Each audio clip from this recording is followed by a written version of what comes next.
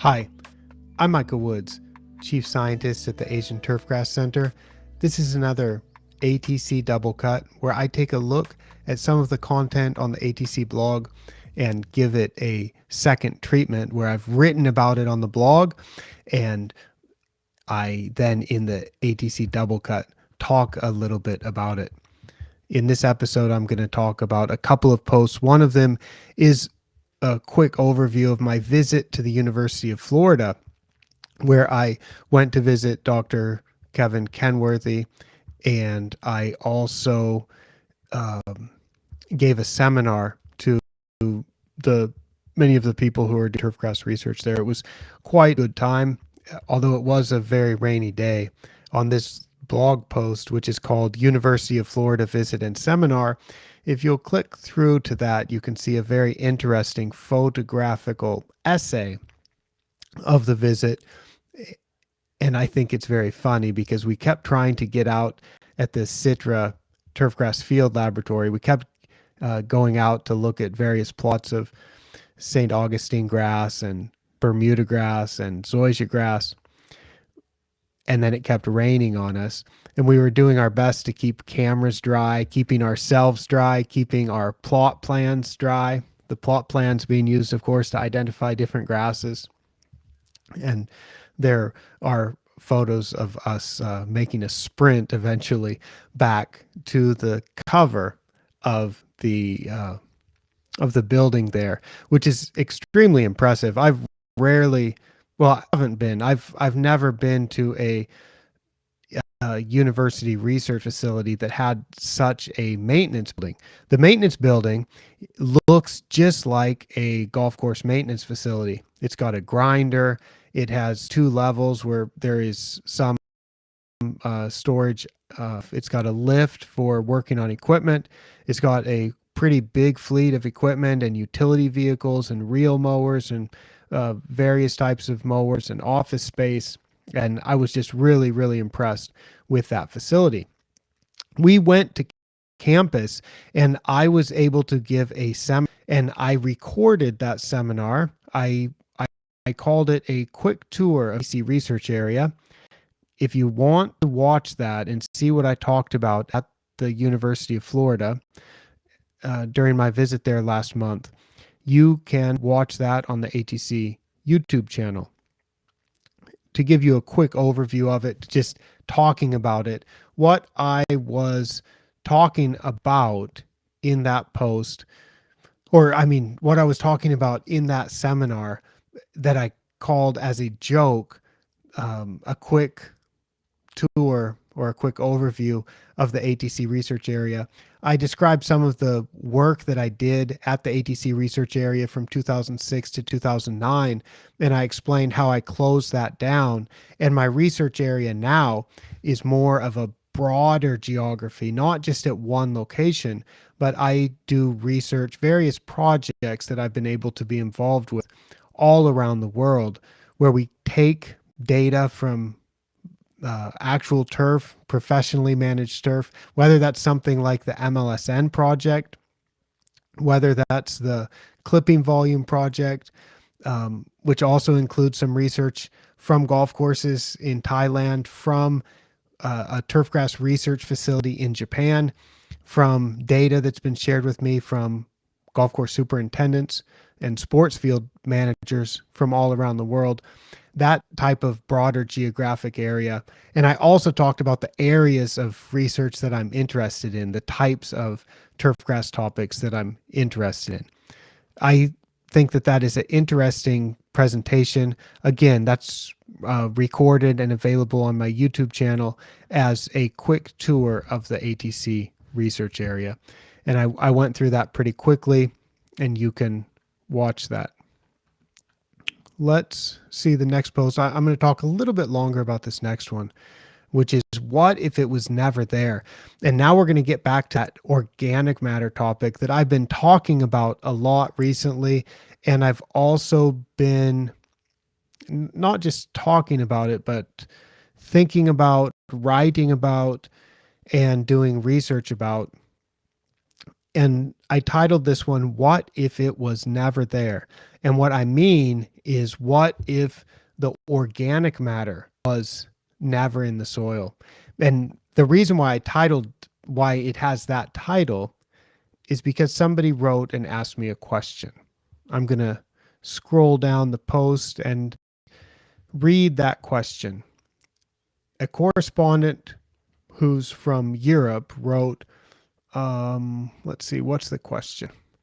All those guys, here's a quote from my correspondent. All those guys that used to top dress heavy throughout the season, but now have gone the other way, like Hazeltine and Kea Golf Club, why don't they build up organic matter now when they hardly top dress or hollow core anymore? Why doesn't their OM, organic matter numbers, why doesn't their OM numbers in the top 2 centimeters change more than they do? My correspondent went on to say he finds it highly interesting, but I just can't figure out where the organic matter goes. That's the question. Where does it go? Because if you've listened to some of the previous episodes of the Double Cut, you'll know that I used to recommend a lot of sand and a lot of organic matter removal. I used to recommend every year that every golf course, on golf course putting greens, apply 12 to 15 millimeters of sand, which happens to be 40 to 50 cubic feet of sand per 1,000 square feet per year. That is a substantial amount of sand. And to put that into reference, my recommendation used to be 12 to 15 millimeters. Hazeltine last year applied about 5 millimeters. So they're applying less than half of what I used to recommend. Kea Golf Club has typically been applying about 2 millimeters of sand. So they're applying just a fraction, 20, roughly, 15%, 20% of what I used to recommend as a standard. So it's something that I also have been wondering too, because I've kind of gone along for the ride as people have applied less sand, and I was expecting that maybe the organic matter would get out of control, but it hasn't. So I have the same question. Where does it go? What's happening? And I've been thinking about that.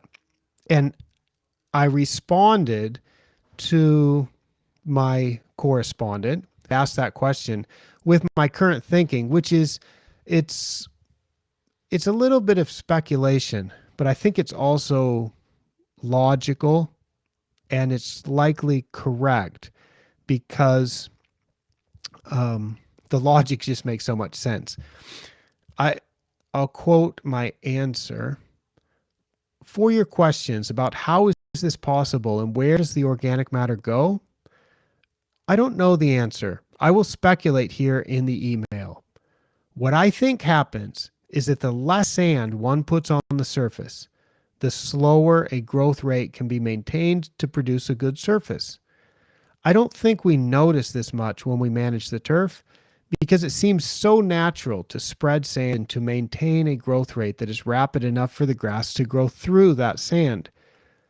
There must be some organic matter accumulating in the soil at that particular growth rate. As the quantity of sand spread over the surface is reduced, and also the quantity of coring, and that's by coring I mean hollow tine aeration. As the quantity of coring holes are reduced or eliminated, the growth rate can also be reduced. I don't think we notice this on a day-to-day basis. It's a small difference when considered as a daily difference in growth rate and organic matter production. But that difference, if added up day after day over the entire year, I think that annual total might be a big difference. And the answer then becomes the organic matter never went anywhere. It was never there. It was never created. And that's how I got the title of the blog post. The title of the blog post is What If It Was Never There?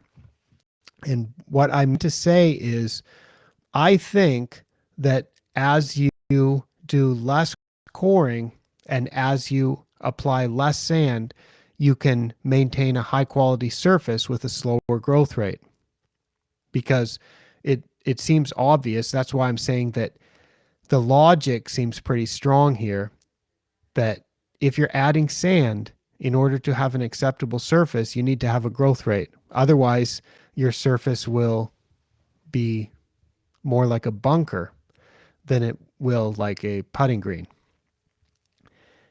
And if you're doing hollow tine aerification, coring, you need to have some growth rate or those holes will stick around forever. And I speculate that that little difference in growth rate that we probably don't assign too much importance to, just thinking, well, it's normal that when we core that we need to have the grass actually growing to cover those holes. And it's normal that when we sand top dress, um, that we have a growth rate in which the grass leaves will grow up through and over that sand. That seems very normal because that's the way that we typically manage turf. However, what if we can actually grow the grass slower? If we never create that organic matter, maybe we can have a corresponding decrease in the amount of sand top dressing and in the amount of organic material that is actually, well, we'd have a reduction in the amount of organic material that's produced and a reduction in the amount of sand top dressing and organic matter removal that would actually be required. I think that one's really an important one, and it's definitely the way that I'm thinking. I'd be interested to hear from you if that makes any sense, or if you think that there could be something else that explains why the organic matter is not accumulating out of control in these golf facilities that are applying a little bit less sand than they used to, a little bit less aerification than they used to, and still the organic matter is just fine. It's relatively flat over time. It's quite interesting, and I'm going to talk about that a little bit more in an upcoming ATC Doublecut episode. Thank you so much for watching and for listening. From Salem for ATC, I'm Michael Woods.